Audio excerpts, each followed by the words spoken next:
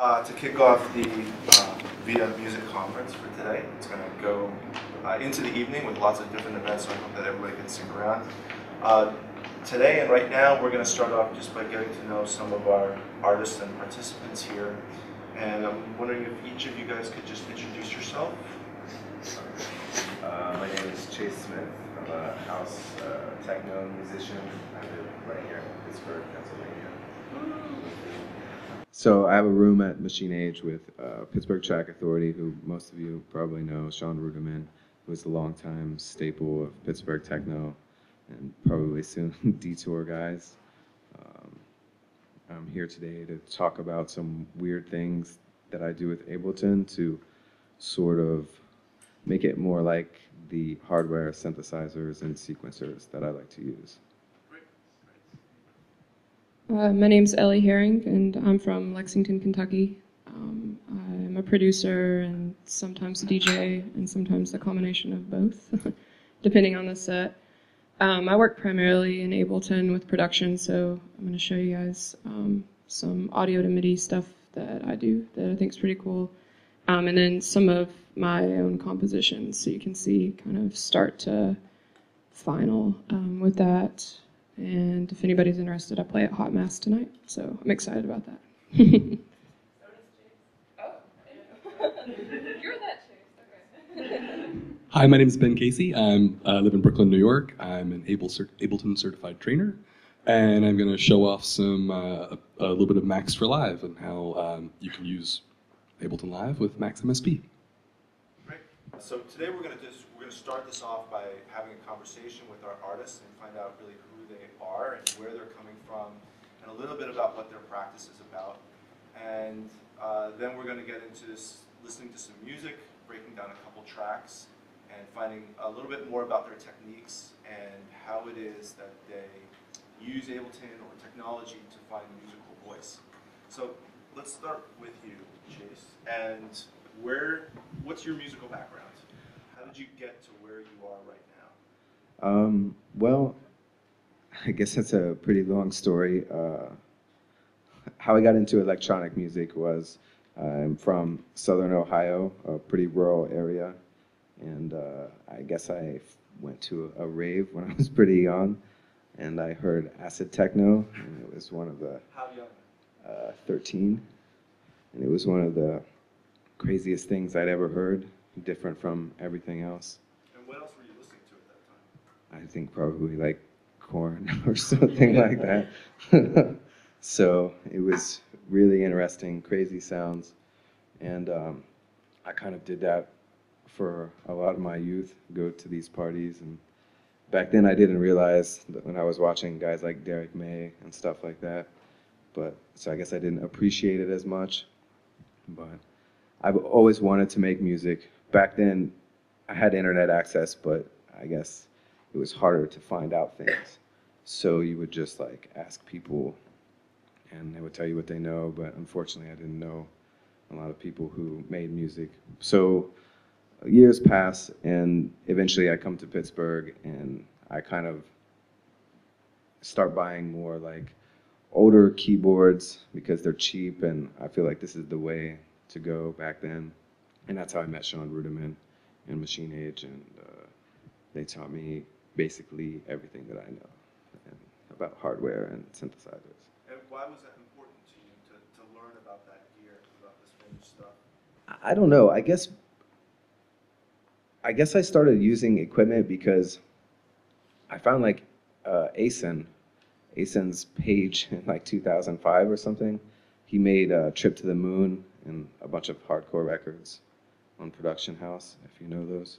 But he just listed what he made, and it was like 3 things. And I was like, oh, these things are very old, so they must be cheap. He listed the 3 things that he used. Yeah, like a Roland W30, an MPC 60, SH101, JD800. And I was like, I'll just buy these things and we'll see. So I bought them, and here I am, I guess. And so how did you get your start recording? Well, I learned a lot of techniques from Sean Ruderman. He was really the biggest influence on me. He taught me how to use the equipment. He was kind of like a guiding force through all that. He's been around for a very long time, put out quite a lot of records. He, I think, has been using this sort of approach since '92. He was an industrial band called Total Harmonic Distortion. So he's well invested in this workflow, and it was just like, I don't know, I guess it was just a way in, and it was nice and easy. Have you experimented with other workflows that? Well, actually, I would actually not really use a computer except to 2-track record until pretty recently. I make music with my friend Carl Jampa, and he's an Ableton guy, and he showed it to me. And it's actually very easy now. Instead of sequencing an entire song using song mode on an esoteric drum machine, I'll just record the pieces that I want, and then I'll move them around. And the visual, being able to move them around it's basically the reason why I'm putting out records now, because now I can have a vision and complete it, and it's not bogged down in technicalities of like machines and only being able to work on one song at once and things like that. So how important are the actual machines to you now these days, and has that relationship changed? It seems like it was really important at one time. It was the way that you got into the music, the way that you kind of found a voice. Yes. And what's your relationship now to the actual physical machines, the drum sequencers, the synthesizers? Now I don't really care so much anymore. I feel like if I all of a sudden had nothing, I would be fine. I could use the internal synthesizers in Ableton. However, I feel like having the specific boxes, it just teaches you the way things work. Like, it's just, I don't know, you get something simple like an SH-101, and it's like one of everything, and you really just learn what you can do with like an envelope, because you only have one. Whereas with a computer, you know, you have all of these knobs and things that you can do. And I think a big characteristic of my music is setting a limit and trying to work within the limit. Mm-hmm. It's like when I DJ, I'll only play records, and maybe I'll burn like 1 or 2 CDs. And usually I'll bring like 30 records with me, and that's it. Because, I don't know, I just don't like having a lot of choices. It's easier to work. Yeah, so you can feel a little bit freer with the constraints. Right. Yeah, yeah. So where do you see yourself going from this point on? Well, I'm working on more records. I feel like I put out a lot of records on American labels, and I'd like to put out some more on European labels, get some shows in Europe more, just continuing down the path, working harder, I guess. Now, you're primarily recording, right? Are you also doing live manipulation of sounds on stage, performing? You're also a DJ, so do these two things combine with each other? Well, mostly when I perform, I play live. I have an MPC 1000, which is basically a multi-timbral sampler, to play back samples of machines like a JD800 and etc. Things that are too big and too unwieldy to take to a show. And I'll use just like a couple of synths and a drum machine, and there's, I would say, maybe 50% pre-programmed material, and then 50% improvisation. So very cool. Yeah. Very cool. And you're playing tonight. Right. Awesome. What time? I think I'm going to be the opening DJ, so it'll be 11 to 12:30 at Hot Mass. Terrific. So Ellie, same bank of questions to you. Okay. Where are you coming from, and how did you even get into music? And what were your early musical experiences that you think got you to where you are now? Well, my background is a little similar to his, minus that I didn't get to go to a rave when I was 13, which would have been helpful. I didn't do that. Delayed my development with electronic music. I grew up in a small town in Tennessee, like literally didn't even have MTV or anything like that. Then I remember my friend had a CD. It was Robert Miles' Dreamland. I don't know if anybody knows that, but it's really ambient, like down-tempo stuff, and it blew my mind. So I was kind of on the hunt from there on out, but the lack of internet made that pretty hard. So On the hunt for what? more. More of that sound? Yeah, like it literally had never heard that before, except maybe in like movie scores and that kind of thing. And then later when I show my workflow, there's like literally sampled movie scores in it. So that has like carried over for a long time. So were there record stores or people that you could talk to? Like, where did you even find this CD to begin with? Which one? The one that blew your mind. Oh, my friend just had it. Just a friend at school in like 9th grade or something like that. I have no idea where he got it. Maybe like an older sibling or something. But yeah, it was the craziest thing I'd ever heard, but also the most amazing. Yeah, I mean, up to that point I was listening to maybe country music and then REM if I was fortunate, something like that. And so what happens after that then? Well, before that I was being classically trained piano. So that was years and years. And then when I got around 15 or 16, I got a little too cool for that and kind of dropped the whole classical act. And then years later, in my early 20s, I got a hold of a MIDI keyboard and plugged that into my laptop. And my job that pays the bills is a developer and web developer and application developer. So all this stuff started making sense and clicking. And I'm kind of the opposite of Chase. Hardware kind of terrifies me, and I'm way more comfortable in front of a computer and just kind of maxing out the limits of what I can do on actual machines. So a MIDI keyboard and being able to drop instruments, drums, anything I wanted on top of that to create sound and then manipulate it was like blew my mind. So you were using it was a MIDI keyboard? Mm-hmm, you were using that primarily just as a controller? Yeah, just a controller. And getting all your sounds from whatever software package you were using? 100%. And what software were you using at the time? At that time, I think it was Reason, which was Propellerhead product. Yeah, Reason and some Recycle, and then later on Ableton. And then I've just kind of stuck with Ableton. It's easier for me to deal with, and I use it to perform live, and I actually just DJ out of Ableton too, so it's just where I'm comfortable. So when you started with Reason and this one MIDI keyboard, what were you doing with it? Were you recording tracks? I don't think I knew what I was doing. I was just kind of making sounds, and then things started coming together, and then creating compositions and listening to other things for inspiration and how this type of music that I enjoyed listening to was pieced together, and then trying to do some of that myself and create a workflow that made sense somehow. And were you still in Tennessee at this time? No, I was in Moorhead, Kentucky. Moorhead, Kentucky. Yeah. Okay. And so were you hanging out with people that... No. No people at all? I'm 100% self-taught. There's no one that I've ever had to teach me anything. Did you have internet access? I did at that time. So that was helpful. Lots of videos. Lots of videos? Yeah. Yeah. Lots of self-teaching. Forums too? No, just videos. Just mostly. videos? Okay. Yeah. And downloading tracks? Yep. Okay. Yeah. And so where are you now? Now, I would say I'm still in Ableton, working on another release. Probably be done with that in the next couple of months. Still trying to find my sound. I sidetrack, I'll hear something that I really, really love and I'm into, and then I'll listen to it so much I actually start creating in that style, and the place I end up is in a totally different style, and I'm trying to find somewhere in between that. And then I DJ out a lot too, so that kind of energy and high energy from DJing affects me a little bit with production, because I love that feeling and that level of energy, but the music that I make is usually a lot more on the somber side. So it's really, really hard sometimes for me to get from one mode to another. It's really, really mood dependent with what I'm creating.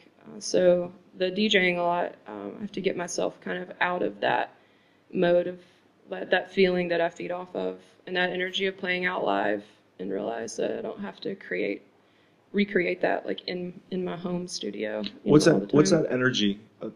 Describe that a little bit. I don't know. I think it's just like a lot more hype, and if I played like my live stuff, it's way more down tempo, and, people dancing and having a great time. I really, really enjoy like being a part of that.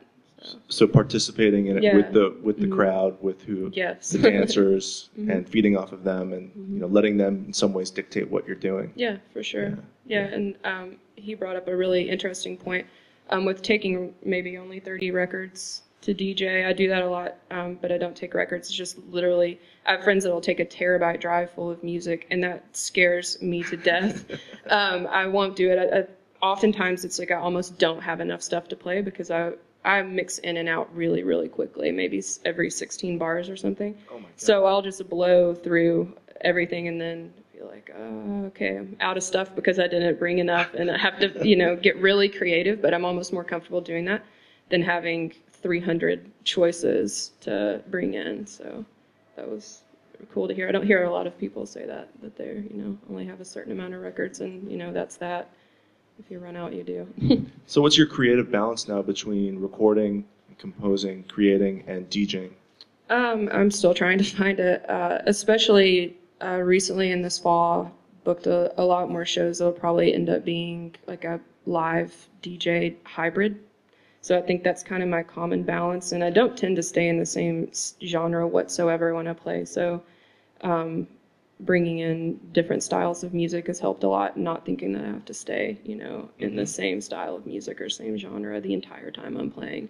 And it keeps it pretty creative too. Does the gig determine the styles and the genres? Yeah, sometimes it does. I really try not to let it do that, because I feel like I'm getting away from what I'm about and what I'm trying to do, or maybe my purpose for being there. But honestly, it does, and maybe who's before or after me, or a lineup, or what people's expectations might be. But just want to make people happy that come to the event.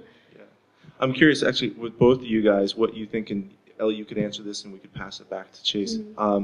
What you think some of the biggest challenges are to you right now in making music and getting your music out, and just in general, what are some of the impediments that you're finding? I really think mine, and it's always been this, is probably just location, like not having a lot of people to bounce ideas off of or help out with, even in Ableton or using hardware, there's a way to do that that's 20 times easier or more effective. I'm just learning as I go still.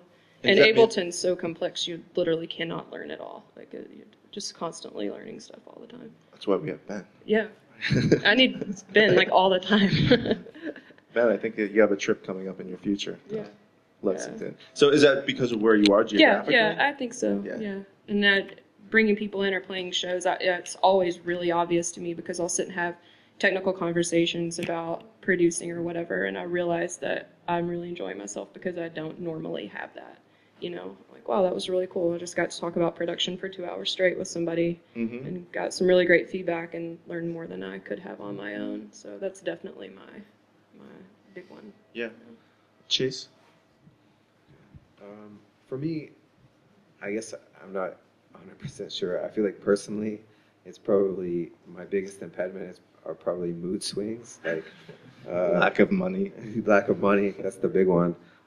Like she said, it's hard because I spent last week and I listened to like nothing but Belgian new beat. So if I give my demo, it's gonna sound like that, and like you tend to be really influenced by the things. So finding a specific kind of sound, or at least making enough records that people can do some kind of interpolation and figure out what that is.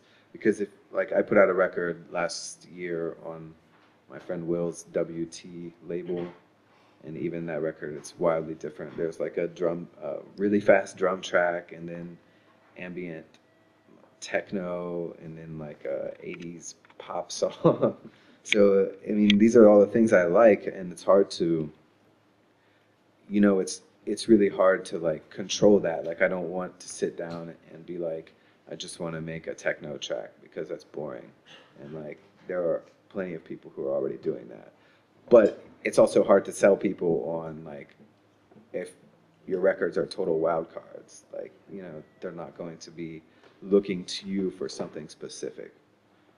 So, in other words, people are going to be looking for some quality of your music that makes you stand out, that differentiates you from other things that are going on. Right, I think that, but I think that there are less people looking for those kind of records than something more like a functional techno record.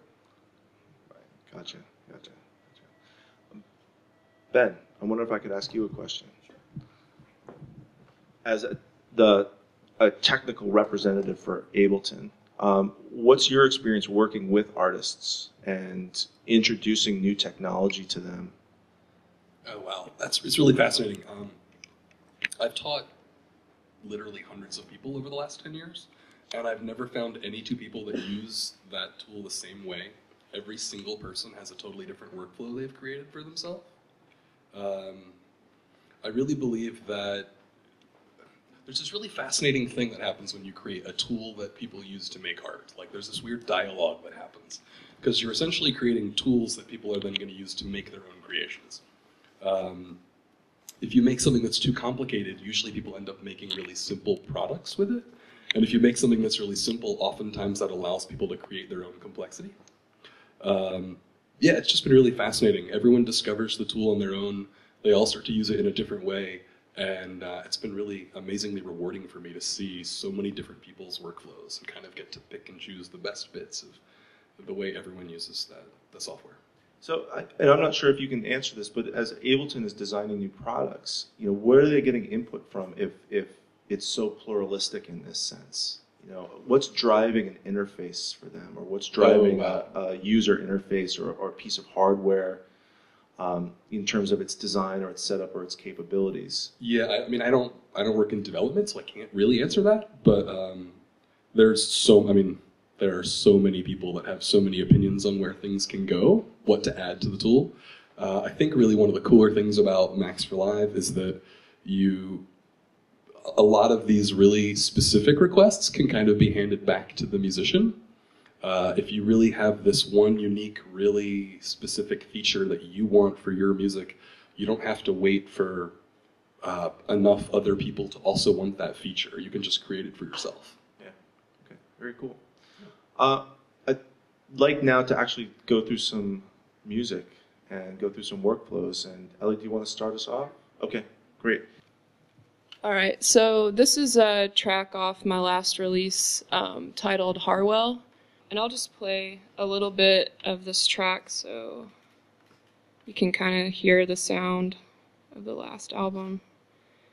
And kind of like Chase was saying, it's all over the place with my releases, and trying to tie in something cohesive between them is such a huge deal. Like I just released this maybe 6 months ago, and where my sound is now is a lot different, but we'll listen to some of it. I mean, not a lot different, but you know. I've got this 1/8 inch in. Is that coming out through there? Okay. All right.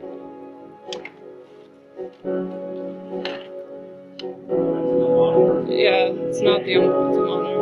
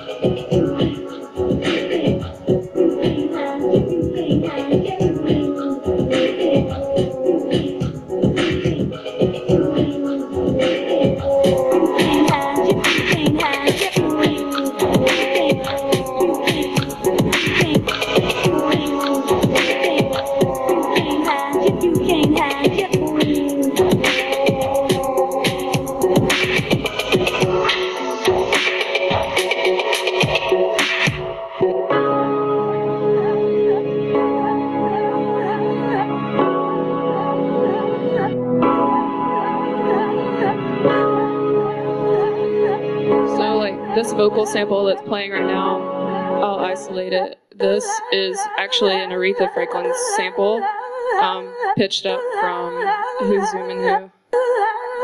Give you an idea.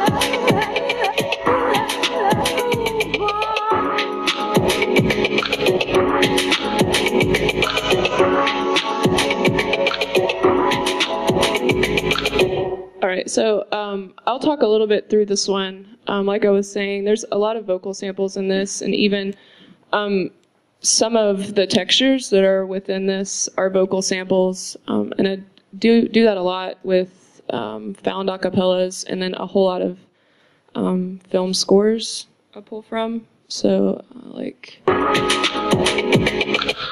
there's just that click, which you would think is percussion and probably could easily be recreated with some kind of drum rack, is just a little blip from Candy Stanton's You've Got the Love, for example. And then the guy voice, which is cleverly named Guy voice, is Barrington Levy sample. So if I kill that for a second, you can, like down here in the sampler, so basically I would take like a acapella of his voice and drop it in this sampler, and then I could probably, yeah, and that's just me on the keyboard right now, so. And sadly, I think I can compose better on my keyboard than an actual keyboard anymore, which scares me. And then you can bring it, so that's where it really is. And then if you were to move this around, so I could take like a different section. So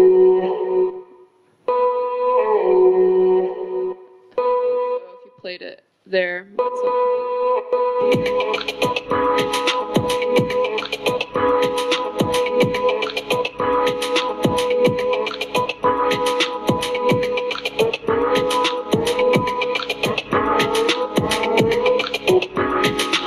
Put it back to where it was, somewhere in here. There we go. So that's just some sampling stuff that Ableton can do and that I do a lot. And then here is, I'll isolate this section, but I should probably grab it first.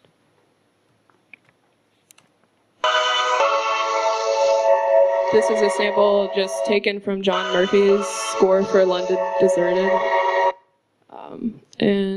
So it actually sounds probably like this, if you were to just let it play out. So it's quite different than my track, but I just took a piece of it and manipulated it.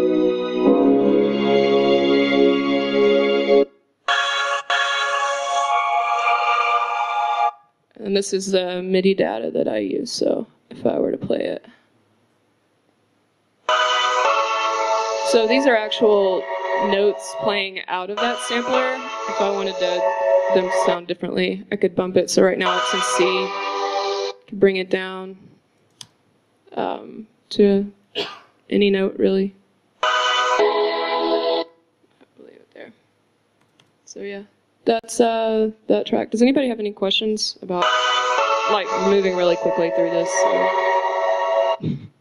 General question, do you get into any copyright infringement issues? No, I never have. It's so drastically different than, like, and it's really just like little blips. Like this little section, when you look at what's actually playing, it might be like maybe half a second of that section that's used. And I started looking at that, and if I do think that there is going to be a copyright issue, I'll just find a vocalist to recreate something that's similar but maybe saying something differently.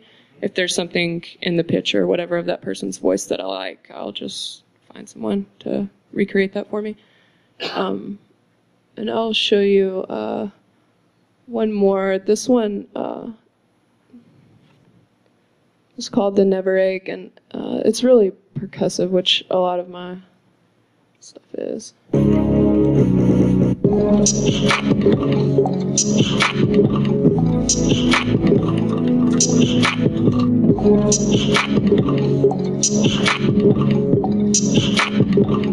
So if we get in here.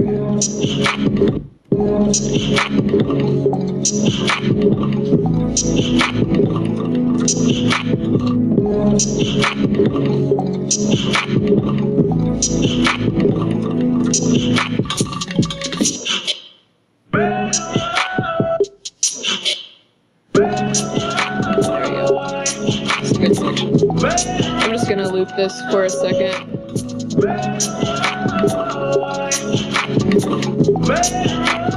So this is kind of typical track.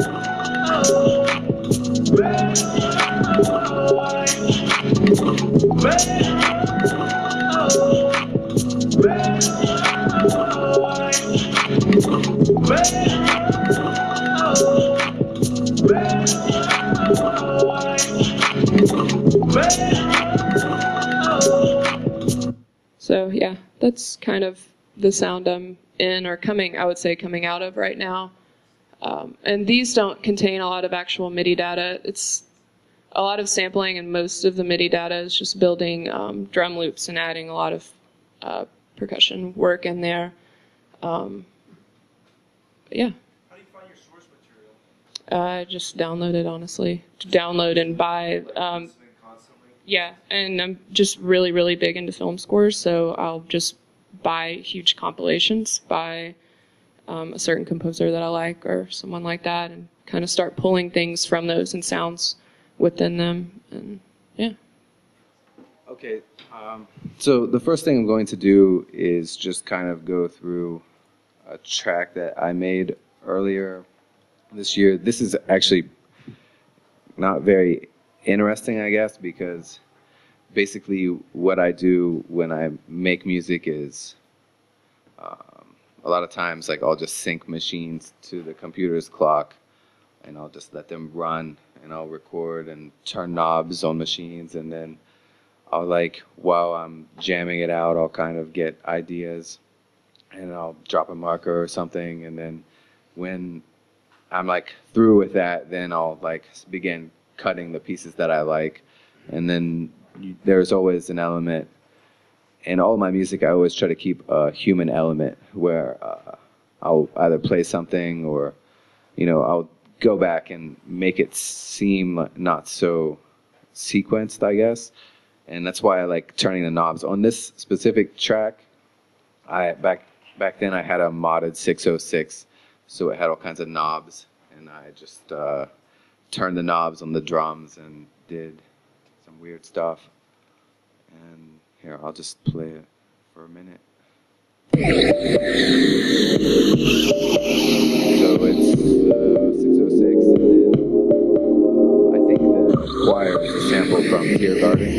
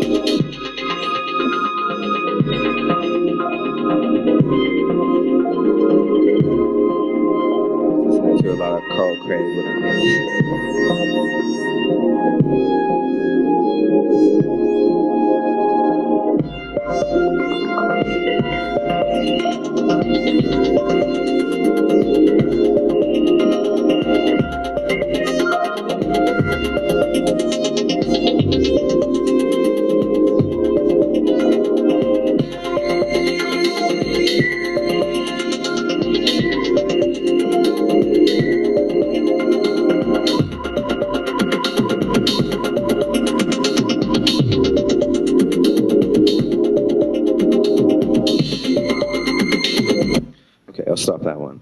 It just kind of goes on like that for a while. There are a lot of different other parts. You can kind of see, if you look at the screen, sort of how I do things. Like these will be like pieces of the jam, and then I'll cut them, and you can tell I'm a little indecisive at some points. I leave the deactivated clips in case I want to go back. But yeah, they're basically all recorded. I think this is the first time I ever used a sampler in Ableton for this choir sample. I don't know, I really liked it. It's a sample from a Tear Garden track. I think I made this song the last time I played a VIA show because it was like something that I played there, kind of jammed it while I was playing before Octo Octa. And then I was like, that sounded really good. So I went home and made a song out of it. So that's probably not very interesting. It's kind of just more like copy and pasting things that I played. But there's this other thing that I made to sort of demonstrate something that I use as a tool. I'm pretty interested in sequencers. I have a Pro 1, and I really like the sequencer on it because it's very primitive. You just put in the notes, and I think you can only put in maybe 30 or something, and then you send it an analog trigger, and it steps through it. But the interesting thing about the sequencer is that if you are making your track and you stop 3/4 of the way through a measure and it hasn't completed its cycle where you want it, it will start in a different place and it will sound different. So I think to myself, how can I recreate this sort of aspect in the computer with samples? And I'm really interested in using more like the computer as an instrument and trying to create things without even playing any notes at all. Just, in fact, none of these samples are even mine. They're all from Lego Welt sample packs. So you literally could do this with like just downloading 100 megs of files. So I'm gonna start and like make like a simple arpeggio with the clips. So up here, if you're familiar with Ableton, you see where the mouse cursor is. This is like a global clip quantization. So whenever I click this, it will start in time with the master clock at this increment. So what I do is I just take random samples from Lego Welt sample pack and I drop them in, and there's these clip properties that are very interesting to me. So you go down here, you select a group, and it's this L, and you click that, and you can see the quantization. So when I click it, it'll be 16. You can also set it to different lengths. But this is where it gets interesting, the follow action. So follow action will perform a command, whatever the time division you set. So here it's 16th notes, and it's going to play the next clip. And there's no probability set. I only use that once, so it's not important now. But when I click this top one, it will just cycle through. So there, the song starts, right? Like, maybe that's not so interesting, but it sort of sounds like a Belgian new beat track. Oh, I guess I pitched this one down 3 semitones. So you can start building other things the same way. I can take the kick drum and look at its properties, and I set the follow action on it to be so that it is a 4/4 kick drum, and it will just will say play again. So I have to hit it on time, or it will good to me. So the next thing, we want to put in some hi-hats or something.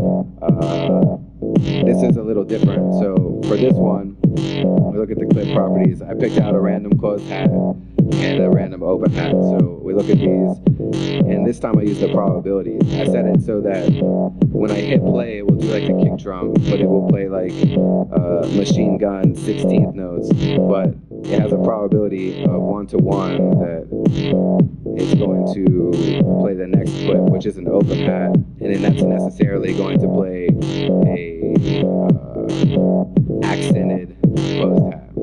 So this is going to be very random. I wouldn't really use something like this in a track. I would more like let it run for a while, listen to the randomness, and then find the piece that I liked.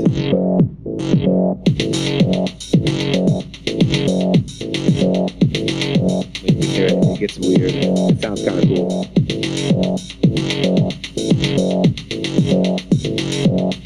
Alright, so something simple, clap, we kind of put it in the same way as the kick drum, but we make it every other beat instead of every one.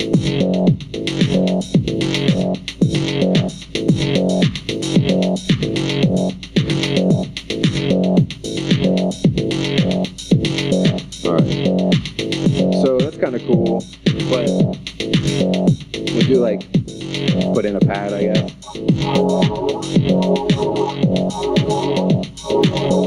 This is just the same sample, but you can see I've adjusted the transpose on the clips to make it sort of have a chord progression.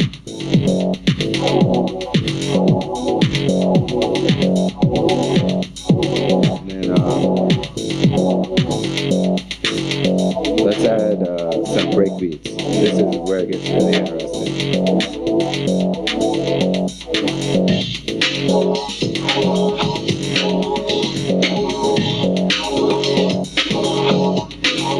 So I'm going to solo this, and you can hear it. But this is where it gets very interesting because you can use these clip properties. I'll stop so you can hear me. I use these clip properties, and I select them all. But this time I select legato, and legato is a really interesting tool. That's how I actually went down this road in the first place, because I used to have a Korg monopoly, which would have a weird arpeggio mode that would cycle through oscillators that you could tune differently and even set to different waveforms. So I want to recreate that. But when you start using things like drum breaks, it's pretty cool, because here I have 4 different like classics drum breaks, and what's happening is it's playing an 8th note of each one and cycling, but staying in the same place. So it's like switching between like having 4 of the records playing and putting them in individually. You can hear it. So, it's kind of cool.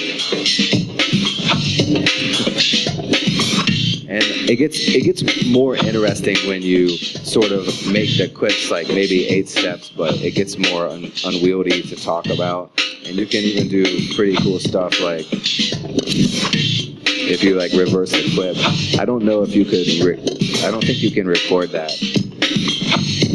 What I'm really interested in, and I think this is kind of like, I'm really interested in Max, because what I want to do is, hopefully after this course I can do it, is make a device where I can send a MIDI key press, like a keyboard, and step through these with a key press instead of just cycling, because cycling is more just like simple, right? But like that would be like kind of like a 101 sequencer, but with Ableton clips instead of a simple synthesizer, which I think would be pretty cool. And then, so last thing really quick is I'll play this synth, because so I can do this with MIDI too. So I have very simple, it's just 16 of the same notes, but I've shifted the octave, right? But I've made it 5 steps, which is relatively primed to so it's gonna end up sounding kind of crazy, because it won't be repeating the way you would expect it to.